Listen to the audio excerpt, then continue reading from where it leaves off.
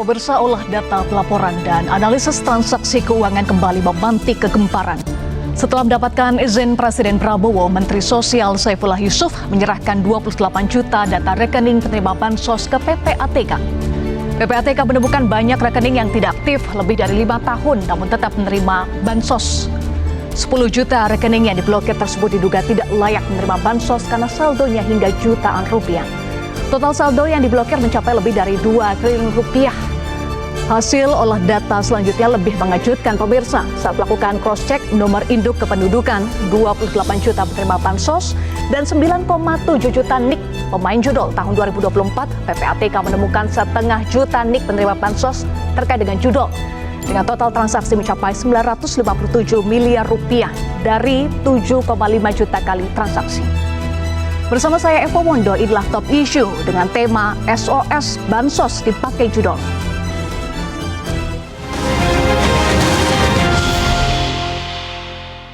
Pemirsa, sudah hadir narasumber kami di studio Metro TV, Kepala Biro Humas Pusat Pelaporan dan Analisis Transaksi Keuangan atau PPATK, Natsir Kongah. Anggota Komisi 9 DPR RI fraksi Partai Nasdem, Irma Suryani Caniago. Pengamat ekonomi politik Ihsanuddin Nursi, dan sudah bergabung bersama kami narasumber dari sambungan Zoom, Menteri Sosial Saifullah Yusuf. Selamat malam Bapak Ibu. Selamat malam. Terima kasih sudah bergabung bersama kami di Top Issue Metro TV. Pemirsa, olah data PPATK mengungkap fenomena gunung es darurat judol di negeri ini. Presiden Prabowo Subianto berkomitmen memberantas judol, narkotika, dan korupsi sejak awal pemerintahannya. Di sela lawatan mancanegara, Presiden Prabowo menggelar rapat terbatas virtual dengan salah satu agenda pembahasan temuan bansos yang dijadikan modal judi online. Selain langkah pencegahan, ratas juga membahas sanksi yang akan diterapkan. Lalu bagaimana temuan detail dari PPATK dan langkah negara menjamin bansos tidak lagi bocor, apalagi digunakan untuk judol. Kita langsung tanyakan kepada PPATK. Pak Natsir, dari mana ini Pak temuan angka yang ditemukan oleh PPATK setengah juta penerima bansos bermain judol, bahkan nilai transaksinya hampir 1 triliun rupiah, Pak Natsir?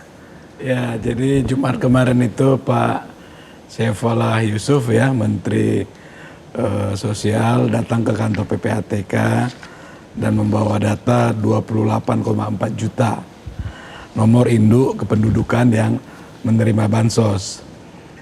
Tak lama kemudian itu kita sandingkan dengan 9,7 juta nomor induk kependudukan yang ada di PPATK terkait pemain judi online.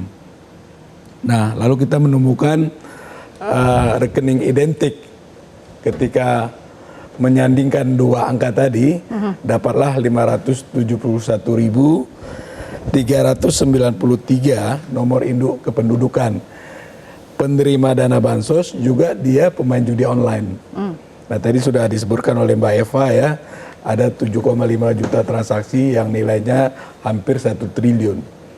Nah, ini suatu angka yang sangat besar dan dari transaksi yang ada itu banyak anomali yang kita lihat ya. Kenapa kami memutuskan melihat bahwa dana bansos juga dia digunakan untuk judi online. Dan sepertinya para pengepul, para bandal judi online ini paham betul ya psikologi dari saudara-saudara kita. Itu ketika ditransfer katakanlah di awal bulan, uang dana bansos tadi, itu minggu pertama di bulan itu mengalir uang antara 10 sampai 50 ribu ke pengepul, dari pengepul ke bandar kecil, ke bandar besar gitu ya. Dan seterusnya, dan banyak juga diantaranya uang judi online tadi dilarikan ke luar negeri. Nah, dari statistik yang ada, kita juga melihat bahwa laki-laki itu hampir 58% yang bermain judi online sekaligus penerima bansos, dan 40% lebihnya adalah ibu-ibu, di mana yang banyak itu saudara kita buruh ya, petani, dan banyak juga ibu rumah tangga gitu. Oke, jadi sudah sampai profiling ya, tapi itu baru dari satu bank, Pak Natsir? Satu bank, ya, belum bank lain. Dan ini terus berproses, dan saya mengira angkanya akan jauh lebih besar lagi nantinya. Baik, saya juga ingin tanyakan apakah ada indikasi pencatutan NIK atau semua data itu memang data orang-orang yang menerima bansos? Sejauh ini yang kita lihat memang dia penerima bansos dan dia juga yang ikut bermain judi online. Persentasenya sangat besar seperti itu. Ada indikasi keterlibatan jaringan tertentu atau hanya individu yang bermain?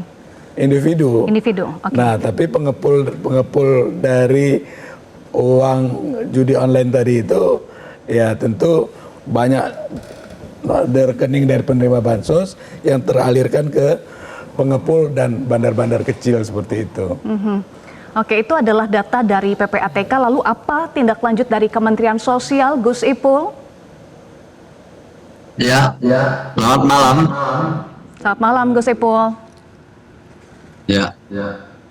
Jadi pertama-tama Pak Nasir kita ketemu lagi ya di beberapa acara beberapa hari ini. Terima kasih. Jadi kita memang ini dalam rangka bansos tepat sasaran. Judul besarnya itu.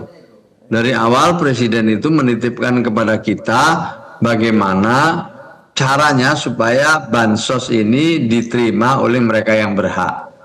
Maka kata kunci pertamanya adalah tentu perbaikan data. Dalam rangka itu pula kemudian Presiden menerbitkan Inpres nomor 4 tahun 2025. Yang mana kita sekarang sudah memiliki data tunggal sosial dan ekonomi nasional atau DTSEN. Nah, data inilah yang kita jadikan basis untuk menyalurkan bantuan. Karena dengan data yang akurat tentu semakin semakin akuratlah kita untuk menyalurkan kepada mereka yang paling membutuhkan. Nah, ketika kita mulai menggunakan data baru itu, kita memang memerlukan beberapa istilahnya tadi disebut anomali-anomali gitu.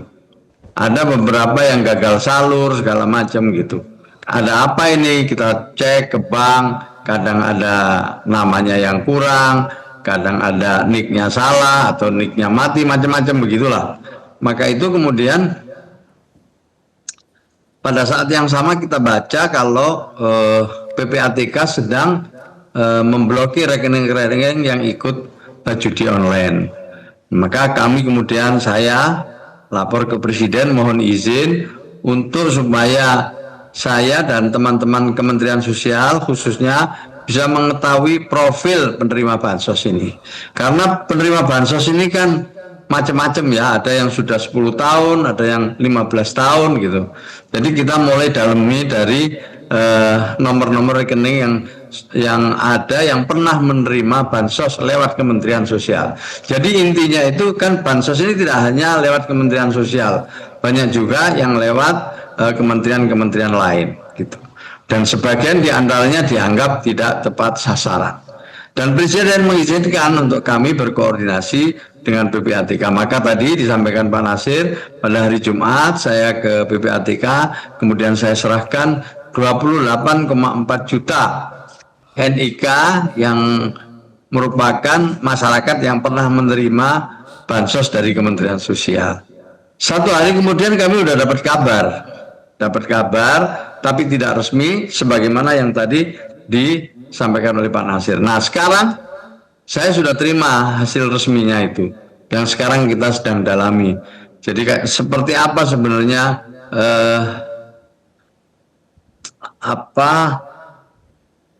fakta yang ada di dalam rekening para penerima bansos ini. Sedang kita dalami, sedang kita pilah-pilah, mungkin 2 hari, 3 hari lagi insya Allah nanti udah ada kesimpulan sementara. Dan tentu kami akan menindaklanjuti lagi dengan PPATK nanti. Ya, tadi disebut misalnya ini apakah sendiri, apa bagian dari jaringan, apa mungkin rekeningnya sudah ada yang dibeli orang lain. Ini kita masih banyak sekali asumsi-asumsi, masih banyak sekali ya masukan-masukan dari kita dari berbagai pihak yang meminta kita untuk benar-benar teliti dalam mencermati data dari PPATK itu. Nah, sekarang lagi proses pendalaman, Mbak. Di sini mungkin 1-2 hari lagi nanti mudah-mudahan nanti udah bisa saya peroleh gambaran besarnya. Setelah itu saya akan kembali ke PPATK. Pasti ke depan kita akan ambil tindakan dan kita konsultasikan dengan beberapa kementerian untuk kita mendapatkan suatu langkah-langkah yang lebih konkret, nyata, dan berdampak untuk kebaikan penerima bansos ke depan. Baik, jadi saat ini Kemensos masih mendalami dan akan menindaklanjuti ya Gus Ipul. Sementara itu pemirsa menyikapi fenomena penggunaan bansos untuk modal judol, DPR berpesan agar pemerintah berhati-hati untuk menentukan langkah. Ketua DPR Puan Maharani misalnya menyatakan validasi data ini sangat penting agar jangan sampai masyarakat jadi korban 2 kali. Sudah datanya disalahgunakan, lalu bansosnya diberhentikan. Ini adalah pernyataan Ketua DPR RI Puan Maharani terkait dengan validasi data. Gus Ipul, kalau berdasarkan pernyataan Ketua DPR Puan Maharani menyatakan validasi data itu sangat penting agar jangan sampai masyarakat jadi korban 2 kali.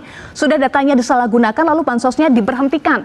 Apa kemudian upaya untuk memastikan validasi data betul-betul dilakukan supaya kekhawatiran dari Ketua DPR tidak terjadi? Untuk itulah kami juga tidak terburu-buru, kami mendalami dan kami minta waktu. Juga ada di antaranya para penerima bansos ini yang memiliki rekening yang saldonya itu cukup besar, misalnya 5 juta, 10 juta gitu. Ada juga yang 3 juta, yang semuanya ini kita akan analisis gitu. Ya, karena pada umumnya penerima bansos itu ya tidak memiliki saldo yang besar ya.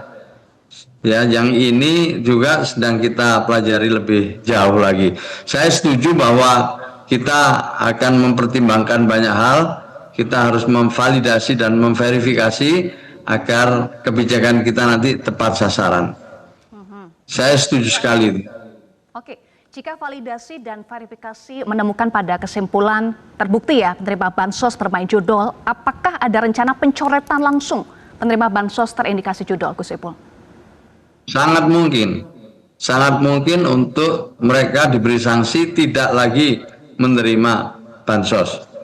Tapi kemudian pertanyaannya, kalau mereka benar-benar dari orang yang sangat membutuhkan, mereka yang mungkin memerlukan bantuan seperti apa?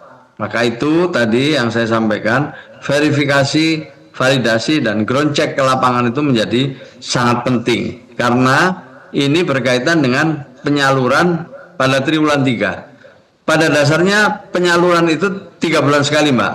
Triwulan 1, triwulan 2, triwulan 3, triwulan 4. Nah, kita ini sudah salur, sekarang ini triwulan 2. Kita akan salur pada triwulan 3. Maka dengan adanya validasi dan verifikasi nanti bersama dengan BPS, kami tidak sendiri, ya bisa jadi nanti di triwulan ketiga itu orang yang atau KPM namanya, keluarga penerima manfaat yang menerima di triwulan 2 itu bisa jadi tidak akan terima lagi.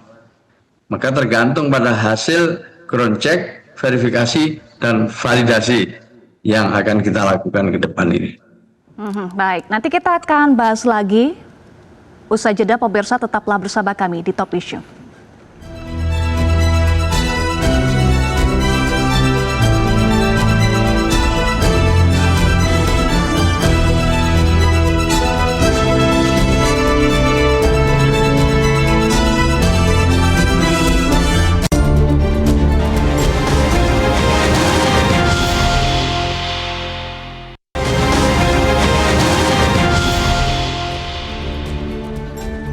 Pemirsa, terima kasih Anda masih bersama kami di Top Issue. Pak Nursi, tadi kita sudah simak ya apa yang disampaikan oleh Gus Ipul, sebelumnya juga Pak Natsir sampaikan. Jadi setelah hasil dari PPATK, Kemensos saat ini sedang melakukan verifikasi dan juga validasi. Nah, apakah itu cukup agar betul-betul ya bansos bisa tepat sasaran? Yang pertama kita pisahkan dulu problem judol sama problem efektivitas bansos ya. Buat saya judol itu kalau memang pemerintah punya keinginan kuat, tekad yang kuat, seluruh situs judol itu mati, nggak bisa lagi, gampang. Ini persoalan pokoknya adalah itu berarti pemerintah masih setengah hati untuk menutup situs-situs judol, itu dulu satu. Yang kedua soal efektivitas dengan istilah tadi verifikasi dan validasi. Ya. Yang saya tahu sejak yang namanya BLT dimunculkan lewat Loan Agreement pemerintah Indonesia dengan Bank Dunia, lalu muncul juga nama Pemilih Hope Program namanya, yang kemudian diterjemahkan sebagai Program Keluarga Harapan, itu selalu berantakan. Masalahnya di mana? Masalahnya tidak pernah ada data yang akurat, aktual, relevan, dan signifikan. Tapi kan sudah ada data yang jadi satu, DTSN. DTSN. Data Tunggal Sosial Nasional. Iya. Sumbernya BPS. Cara BPS memperolehnya sensus atau survei. Kalau sensus bagaimana, kalau survei kayak apa? Nah, secara akademik memang kita bisa terima.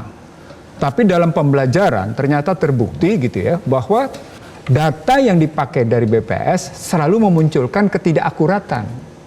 Contoh sederhana, kalau kita bicara kemiskinan dengan indikator katakan 500 sekian ribu, dia akan berbeda berhadapan dengan tempat lain. Sehingga ketika kita bicara tentang kemiskinan, di satu tempat, belum tentu di tempat lain juga miskin. Nah, sekarang indikator kemiskinan bisa meratakan nasional, katakan 565 ribu atau whatever berapalah gitu ceritanya gitu. Maka poinnya adalah bagaimana kita menangkap pesan bahwa yang kita bilang si X adalah miskin dengan ukuran sekian. Kan ada 14 indikator kalau pakai BPS, termasuk rantainya, tanah, rumahnya tidak berjendela, dindingnya gedek gitu ya. Terus WC-nya, WC yang tidak nyaman gitu ya. Nah, itu dianggap sebagai indikator begitu, indikator miskin. Nah, kalau itu ceritanya, maka perolehan data itu seperti apa? Yang saya maksud seperti apa? Apakah memang dilihat dalam perspektif katakan survei atau sensus? Oke, kita tanyakan ke Pak Menteri aja ya soal akurasi data dan juga perolehan data itu, Pak Menteri. Kalau kita mau tanya Menteri, karena saya punya data historis bahwa sesungguhnya Kemensos, singkat saja. Sebentar, Kemensos tidak pernah menyelesaikan akurasi data. Oke, coba kita dengar dulu dari Pak Menteri, Gus Ipul, bagaimana soal akurasi data dan juga perolehan data itu yang sering menjadi masalah. Iya, tadi sudah saya sampaikan ya, dari awal Presiden titip kepada kami untuk memperbaiki data. Selama ini pemerintah itu memiliki banyak data. Di kementerian-kementerian ada data sendiri, kadang di lembaga ada data sendiri, pemerintah daerah juga ada data sendiri. Jadi datanya tersebar di berbagai tempat. Dan bahkan satu dengan yang lain kadang-kadang tidak sejalan. Maka itulah sebelum dilantik kami sudah dipesan oleh Bapak Presiden agar mulailah bekerja dengan data yang akurat. Dan untuk itu kemudian Presiden menerbitkan ini data tunggal. Untuk pertama kalinya Indonesia sekarang sudah memiliki data tunggal sosial dan ekonomi nasional. Ini sudah mulai sejak Februari diterbitkan impresnya. Nah, sejak itu kita mulai terus memperbaiki data berbekal data tunggal yang merupakan kumpulan dari pangkalan-pangkalan data, kemudian dipadankan, diberi kriteria tertentu oleh BPS, lalu kemudian sekarang kita punya data itu dan sudah ada rankingan, artinya ada desil 1, 2, 3 sampai 10. Jadi kita sudah paling enggak punya data yang lebih konkret. Tapi pertanyaannya adalah apakah data ini akurat? Ya tentu tidak bisa dikatakan akurat atau tidak akurat, karena data itu memang relatif. Setiap hari ada yang wafat, setiap hari ada yang lahir, setiap hari ada yang menikah, setiap hari ada yang pindah tempat. Jadi datanya sangat dinamis. Maka itu BPS mengajak kita. Jadi yang mengolah data, memvalidasi data, memverifikasi data sekarang itu hanya BPS. Kalau dulu Kementerian Sosial punya data sendiri. Ada kementerian misalnya Bappenas punya data sendiri. Kemudian ada data PMK dulu, ya, pemberdayaan manusia juga punya data sendiri. Nanti BKKBN punya data sendiri. Bahkan pemerintah daerah punya data sendiri. Nah, di era Bapak Presiden inilah kita ingin data-data itu dijadikan satu dan kemudian jadi referensi bersama. Supaya ini valid dan verifikasinya cukup bisa dipertanggungjawabkan, maka ada dua jalur yang dibuka. Jalur formal dan jalur partisipasi. Jalur formal itu ya tentu melalui RT, RW, kelurahan, langsung ke Dinsos, kabupaten kota, naik terus nanti sampai ke DTSen. Yang kedua, partisipasi lewat aplikasi Cek Bansos, yang di situ ada fitur bisa usul, bisa sanggah. Nah, dengan cara inilah kita sebenarnya ingin terus memperbaiki data dan ingin melibatkan masyarakat, dan pelan-pelan sekarang lagi dirancang satu aplikasi yang mengajak penerima bansos itu juga aktif. Tidak hanya pemerintah yang pasif, tapi masyarakat juga aktif. Aktifnya masyarakat itu membantu kita semua agar kita memperoleh data yang akurat itu. Nah, jadi jadi saya ingin sampaikan bahwa memang belum sempurna data ini, tapi upaya telah dimulai, dan ke depan kalau kita bisa melakukan pemutakhiran ya setiap 3 bulan sekali, itu insya Allah ke depan data kita makin akurat. Apakah data kita ini survei atau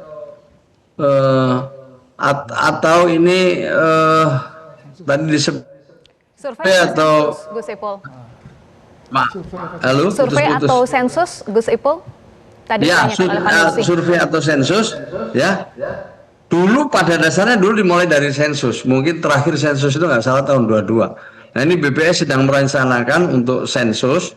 Tapi sebelum sensus bisa dimulai, kita bisa mulai dengan verifikasi, validasi dengan sumber daya yang dimiliki oleh Kementerian Sosial maupun oleh BPS, melakukan ground check, atau yang kedua tadi mengajak masyarakat untuk turut berpartisipasi. Baik, ya kita akui aja lah bahwa memang dulu data kita yaitu kadang-kadang berasal dari titipan-titipan yang itu membuat tadi ada ketidaksesuaian. Udah disadari itu, maka kita ingin ke depan lebih baik.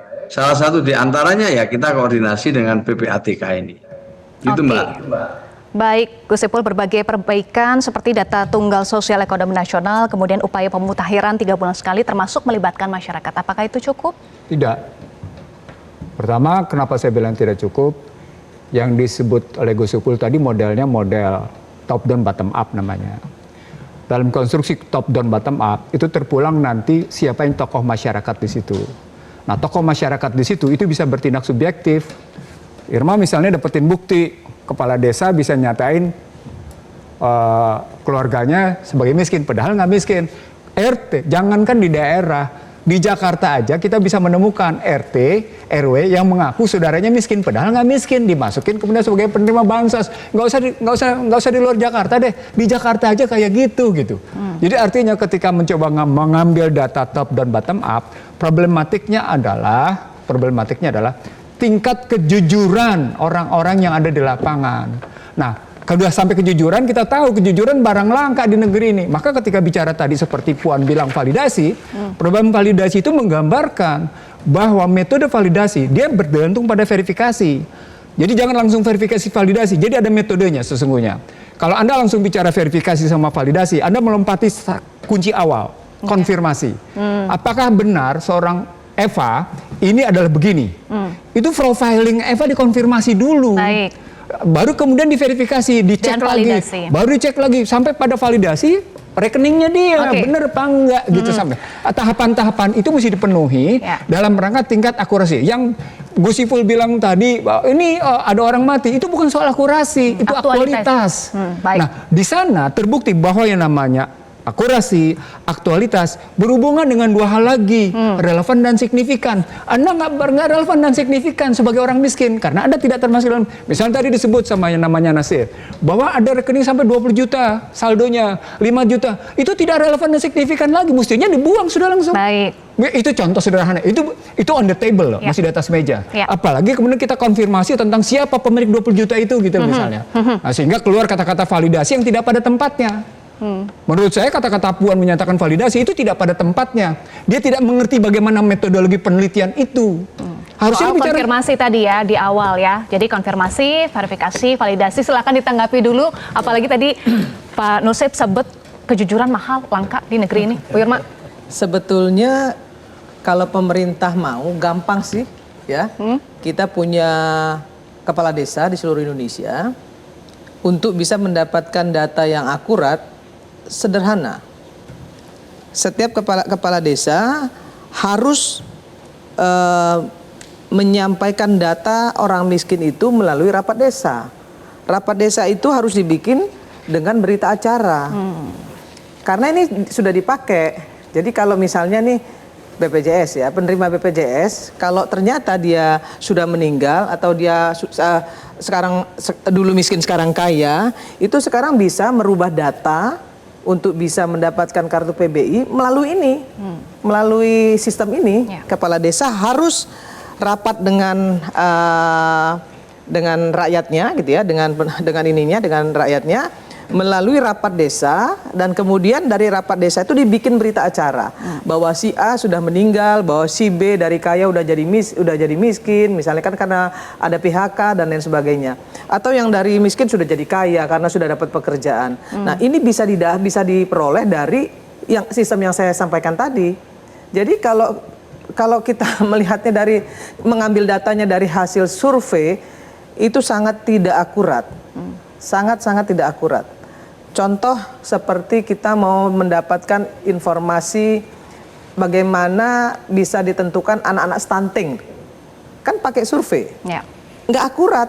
Tapi ketika kita ambil datanya, ketika diambil datanya dari Posyandu, maka jauh lebih akurat. Nah, hal-hal seperti ini harusnya sudah bisa dilakukan oleh pemerintah, gampang, simpel. Yang penting, apalagi sekarang IT-nya canggih, ya tinggal kepala desa diberikan tugas, ya untuk bisa memberikan informasi kepada BPS. Kalau BPS tidak melakukan sensus loh ya. Nah, itu bisa dilakukan, sederhana sekali sebenarnya. Itu bisa dilakukan, Gus Ipul, kepala desa diberikan tugas untuk menjamin akurasi dan juga aktualitas. Ya. Buat khususnya untuk pemutakhiran, ini sebenarnya saya mau kirim ini mekanisme pemutakhiran itu memang ada 2 jalur ya, jalur formal dan jalur partisipasi. Jalur formalnya itu mulai dari RT, RW, musyawarah desa atau kelurahan, nanti juga naik ke Dinsos, langsung terus kemudian ditandatangani Bupati Wali Kota, naiklah ke DTSen. Oleh DTSen nanti dimasukkan lagi oleh BPS, diproses, divalidasi, lah kemudian BPS akan memberikan data balikan, diserahkan ke Bupati untuk terus begitu dicek setiap 3 bulan sekali. Kemudian yang kedua adalah jalur partisipasi. Kita punya aplikasi namanya Cek Bansos. Aplikasi ini di situ ada fitur namanya usul atau sanggah. Orang boleh usul, boleh menyanggah. Nah, sampai sekarang ini sejak bulan Maret ya kalau tidak salah itu sudah ada 500.000 orang yang mau usul. Ini udah bagus menurut saya. Udah mengusulkan. Tapi juga masih belum banyak yang menyanggah. Ada 10.000 lah lebih yang menyanggah. Nah, imbang sebenarnya yang kita harapkan itu yang menyanggah itu. Semakin banyak yang menyanggah sebenarnya data kita makin akurat. Itu cara yang pertama ya. Cara yang kedua, kita ground check. Sumber daya manusia kita seperti pendamping dan lain sebagainya turun. Kita coba kemarin pada kesempatan pertama itu di triwulan kedua kita ground check bersama BPS kepada 12 penerima manfaat. 12 juta keluarga penerima manfaat. Dari hasil ground check itu 1,9 juta kita nyatakan tidak lagi memenuhi syarat untuk menerima bansos. Itu artinya kita coret. Jadi upaya-upaya seperti ini sudah kita lakukan. Ini sesuai arahan oleh Presiden Prabowo. Jadi kita perbaiki terus. Apa sudah sempurna? Saya nyatakan belum. Memang belum, kita harus akui ini belum sempurna. Tapi kalau kita bersama-sama melakukan verifikasi dan validasi setiap 3 bulan sekali, terus-menerus, dan yang diberi mandat tunggal yaitu BPS, ya otomatis nanti kita itu akan memperoleh data yang makin akurat. Yang berikutnya soal kriteria, ya kita bisa berdebat lah soal kriteria siang malam, bisa seminggu, bisa 2 minggu, bisa 3 minggu. Tapi setidak-tidaknya sekarang itu BPS punya 39 kriteria yang nanti ini kita akan masukkan juga di dalam cek bansos supaya masyarakat yang mau usul atau sanggah juga memasukkan ya atau mengisi beberapa indikator-indikator yang telah ditetapkan oleh BPS itu, sehingga kita bisa mengukur secara bersama-sama. Baik. Jadi sebenarnya ini adalah upaya yang memang bertahap untuk memperbaiki sasaran itu dengan memperbaiki data.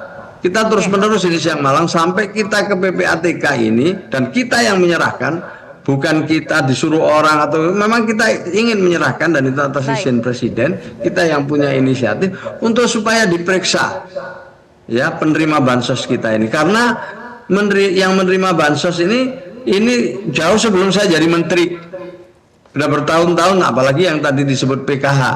PKH itu sudah sejak tahun 2007 kalau nggak salah saya, itu sudah cukup lama, dan bahkan ada penerima bansos ini yang 15 tahun, yang 10 tahun. Ini yang sedang kita pelajari. Kenapa ada demotivasi, atau memang tetap miskin, atau sengaja menikmati? Ini juga satu hal yang perlu kita periksa tersendiri juga. Gitu. Baik, Gus Maka Ipul. saya alhamdulillah dengan PPATK ini, terus terang saya alhamdulillah dengan begini kita punya bahan untuk melakukan evaluasi. Evaluasi perbaikan dan tadi beberapa langkah termasuk langkah formal sudah dilakukan Bu Irma sesuai arahan Presiden. Nanti ditanggapi usai jeda ya. Pemirsa tetaplah bersama kami di Top Issue.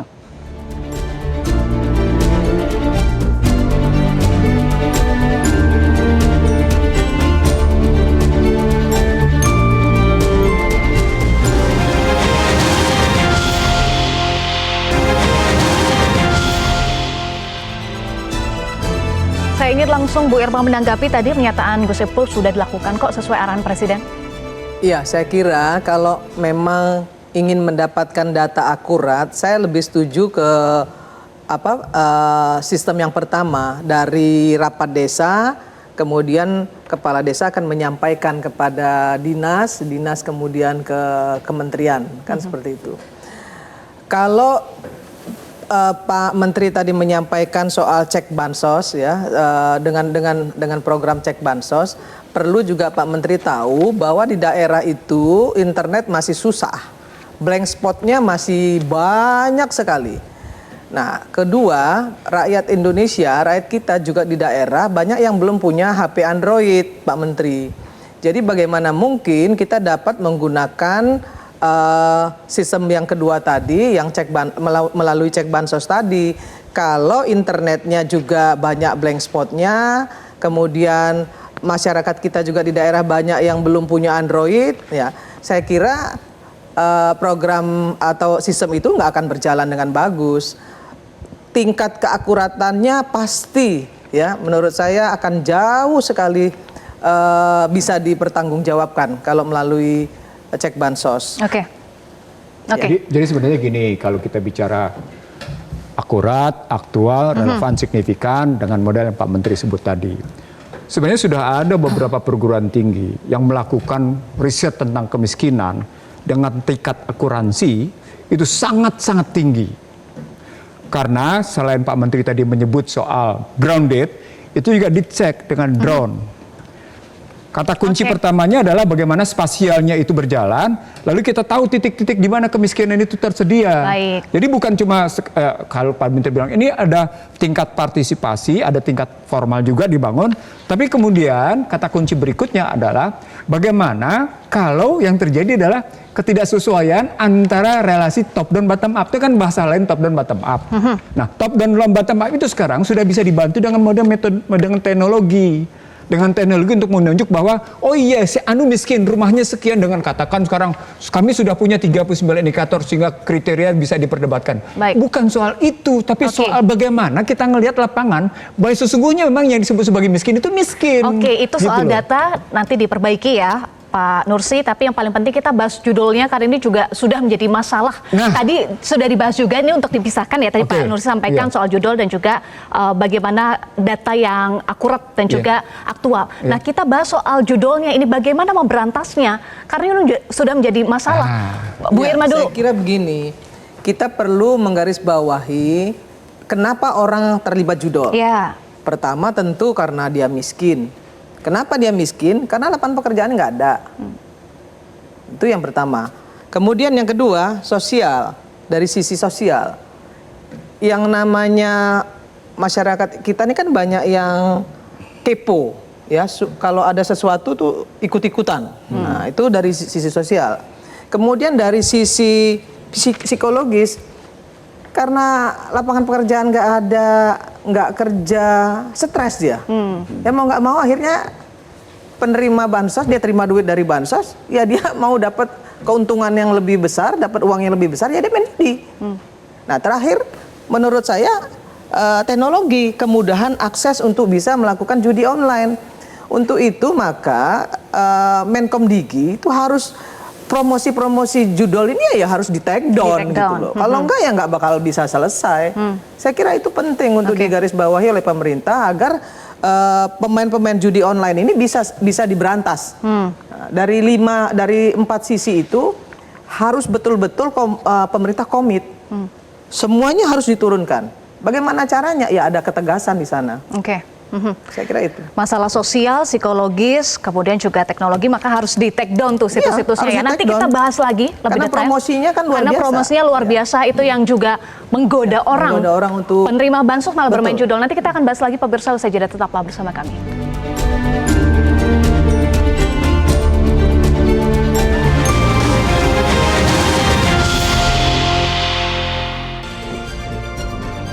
Pemirsa, terima kasih Anda masih bersama kami. Tadi Bu Irma sampaikan take down harus dilakukan ya untuk situs-situs judi online. Tapi Komdigi sudah take down nih Bu Irma 2 juta situs judi online 1 bulan lalu nih saya baca. Berarti sudah dilakukan? Iya, di take down 2 juta, kemudian 2 juta lagi muncul. Jadi tidak ada konsistensi dari Komdigi yang harusnya punya teknologi yang canggih gitu ya. Ya nggak bisa lagi dong harusnya, kalau kan Komdigi harusnya punya otoritas untuk itu. Jangan yang sudah di take down itu kemudian bulan depannya muncul lagi. Nah, konsistensi ini yang harus dilakukan oleh Komdigi ya untuk bisa memberantas promosi-promosi yang ada di media sosial terkait dengan judol. Nah, kalau komitmen dan keberpihakan itu jelas, saya kira nggak sulit. Karena dia punya otoritas kok, punya IT yang bagus kok, kan seperti itu. Komitmen, konsistensi agar jangan sampai mati satu tumbuh 1000 ya, Irma. Baik, pemirsa, Ketua DPR RI Puan Maharani mengingatkan pemerintah dan stakeholder terkait untuk memastikan penegakan hukum bila data penerima bansos disalahgunakan. Pasalnya dalam kasus judol banyak modus yang melibatkan jual beli rekening dan penyalahgunaan identitas termasuk nik penerima bantuan. Ini adalah pernyataan dari Puan Maharani. Pak Natsir, silahkan ditanggapi tadi pernyataan dari Ibu Puan dan juga bagaimana perkembangan untuk penyisiran 3 bank yang lain. Ini kan baru 1 bank ya yang tadi Anda ungkap datanya. Iya, itu terus berproses ya dengan bank-bank yang lain. Dan sekarang sudah cukup banyak tambahan data yang kita peroleh ya. Hanya saja memang saya belum bisa ungkapkan di sini sekarang. Dan saya kira kita juga melihat ini fenomena yang agak unik juga nih. Anomali ya tadi Anda sebut ya. Di mana pemain perempuan itu juga cukup tinggi dibanding dengan laki-laki. Lebih dari 40% ya? Iya, laki-laki itu ada 58% dan perempuannya 42%. Jadi artinya beda-beda tipis gitu ya. Karena gini Bang, sekarang pencari nafkah kelas 1 itu bukan cuma laki-laki, perempuan juga. Itu masalahnya. Dan kalau kita lihat daerah, itu Jawa Barat paling tinggi. Ya, kemudian ada Jawa Tengah, Sumatera Selatan, Lampung, dan Jawa Timur. Sumatera Selatan dapil saya tuh. Nah, itu nomor 3 tuh Bu Irma. Iya. Kalau kabupaten kita lihat tuh ya Bogor paling besar ya. Begitu ya. Di antara kabupaten yang ada di Indonesia. Selanjutnya ada Sukabumi, Cianjur, Tasikmalaya, semuanya ada di Jawa Barat gitu. Ini kalau kita profiling dari wilayah dan jenis kelamin. Begitu Mbak Eva. Jadi sudah di profiling, bahkan juga tempat-tempatnya, wilayah-wilayahnya juga sudah ada ya, tadi paling banyak di mana. Ini sudah ada datanya dari PPATK, Gus Ipul, sudah ada profiling dan juga pemetaannya. Bagaimana data ini akan digunakan, selain tadi Anda sebut akan dianalisa, kemudian akan diverifikasi, tetapi apakah ada tindakan langsung dengan disuspend rekeningnya atau bahkan dibawa ke jalur hukum, Gus Ipul? Yang pertama soal bansos ya. bansos ini adalah bantuan bersyarat, bantuan yang jelas peruntukannya. Jadi misalnya 200.000 per bulan untuk membeli bahan-bahan pokok, makanan pokok misalnya. Ini untuk asupan bayi, ini untuk asupan ibu hamil, atau ini untuk lansia, ini untuk penyandang disabilitas gitu. Jadi pada dasarnya bansos itu untuk memberikan jaminan sosial agar kebutuhan-kebutuhan dasarnya terpenuhi. Jadi untuk kebutuhan dasar dulu. Nah, maka itu jika ini digunakan untuk keperluan-keperluan yang lain, jelas itu merupakan pelanggaran. Dan kalau namanya pelanggaran pasti akan ada sanksinya. Nah, untuk yang PKH kita tahu kita punya pendamping. Dan satu pendamping biasanya bisa mendampingi 300 keluarga atau 400 keluarga. Yang seharusnya dia ngawal ya supaya bantuan-bantuan ini bisa dipergunakan sebagaimana peruntukannya. Nah, karena tapi tidak semua bansos itu berasal dari PKH. Ada juga bansos sembako yang bukan bagian dari PKH. Jadi kami punya sumber daya untuk melakukan ground check tadi, untuk turun ke lapangan, untuk memastikan bahwa penerima manfaat itu benar-benar berhak untuk mendapatkan bantuan. Itu dulu yang menyangkut bansos. Nah, kalau kita lihat PPATK itu berarti ada indikasi di mana bansos tidak dipergunakan untuk hal-hal yang semestinya. Maka tentu ini akan kita dalami sebagai saran dari Bu Puan tadi, saran dari banyak pihak ya, untuk supaya mengklarifikasi, memvalidasi lagi apakah memang mereka itu benar-benar judol secara sendiri, mandiri, ya kan? Meskipun itu sudah pasti salah itu, meskipun secara mandiri, atau sebagai jaringan. Atau ini sudah dibeli oleh pihak lain. Jadi rekening ini dijual oleh penerima manfaat, sehingga rekening penerima manfaat ini sudah tidak mengendalikan lagi rekening tersebut. Makanya saya setuju ini perlu kehati-hatian, ini perlu yang namanya pendalaman lebih lanjut. Maka kami lakukan sekarang ini pendalaman, kita profiling. Nanti kalau sudah kita temukan, kita akan kembali lagi konsultasi dengan PPATK. Mungkin ada beberapa nomor rekening atau yang anomali, perlu ada tindak lanjut sampai akhirnya mungkin ya harus ke ranah hukum seterusnya gitu. Tetapi penyalahgunaan bansos untuk kepentingan selain peruntukannya itu juga sudah melakukan pelanggaran. Oke, ini masalah tidak hanya tepat sasaran, tetapi masalah tepat guna juga ya. Pak Ihsan, terakhir langkah pemerintah setelah data dari PPATK ini terblow up supaya betul-betul bansos tidak digunakan untuk judol agar bisa tetap tepat sasaran dan juga tepat guna itu. Terus? Langkahnya apa pemerintah yang harus lakukan sekarang? Singkat saja Pak Ihsan. Yang pertama, kalau dia memang sudah melakukan seperti itu, data dari PPATK itu profiling pergeseran 10.000, 50.000 itu harus dipakai. Jadi bukan klarifikasi namanya. Konfirmasi, verifikasi, validasi. Itu metodologi. Ya. Diterapkan pada rekening untuk membuktikan bahwa memang ini tidak disalahgunakan. Itu konkret, itu kerja, on the table begitu, on the field begitu. Di atas meja kita bisa kerja, di lapangan kita kerja. Nah, ketika kita dapatkan seluruh data lapangan dan data meja itu, maka kita akan bilang bahwa ini kan, saya baru kali ini saya bawa catatan loh untuk diskusi kali ini. Kenapa? Karena saya ingin mengatakan, riwayat bansos di negeri ini itu tidak pernah efektif. Itu riset akademik. Nah, sekarang kita mau menyatakan, oke, dengan DTS-an kita mau bilang efektif. Lalu kemudian kita mau bilang, ini ada data informal, ada data formal, ada data partisipasi, dan data pujian. Maka, untuk seluruhnya itu, dikembalikan saja pada PPATK. Karena PPATK yang pertama kali menemukan. Untuk menyatakan bahwa 9,7 itu digunakan untuk judol. Ini bukan soal sekedar judol, penyalahgunaannya. Ya. Bisa juga untuk saksi yang lain, tadi rekening punya macam-macam itu. Nah, itu yang pertama. Yang kedua, kalau kita bilang dia sudah bisa dikonfirmasi ke PPATK, berikut yang persoalannya adalah berapa sesungguhnya angka kemiskinan yang bisa kita gunakan dalam rangka pemberian bansos. Satu. Terakhir, Perbaiki pengertian bansos. Baik. Ini jangan gunakan, sorry itu saya kira mesti ada klarifikasi pemikiran bansos itu apa di negeri ini. Karena ini acap kali dimulai dengan pendidikan Bank Dunia agar masyarakat tidak marah terhadap kebijakan-kebijakan pemerintah yang salah. Baik. Itulah bansos. Oke. Terima kasih Pak Ihsan sudah bergabung bersama kami. Terima kasih juga Bu Irma. Terima kasih Pak Natsir dan juga terima kasih Bu Sipul untuk ulasannya. Baik pemirsa, pasca kasus korupsi bansos tahun 2021, Kemensos menghentikan distribusi bahan pangan atau natura. Bansos diberikan dalam bentuk tunai yang transfer langsung ke rekening terima manfaat melalui bank BUMN atau kantor pos. Namun di lapangan, bansos tetap rawan penyelewengan. Pada tahun 2021, sebuah riset menemukan sebagian penerima bansos menggunakan uang untuk membeli rokok. Bahkan tadi juga kita sudah bahas untuk judul. Semoga ini ada penyelesaiannya. Tentu diharapkan dengan data yang sudah diungkap, temuan yang sudah jelas. Sekarang saatnya tindakan nyata. Perbaiki sistem, amankan data, kemudian pastikan bansos tepat sasaran dan juga tepat peruntukan. Terima kasih Bapak Ibu sudah bergabung bersama kami. Demikian Top Issue, pemirsa tetaplah bersama kami. Sesaat lagi akan hadir program-program lainnya untuk Anda. Saya Fawondo, sampai jumpa.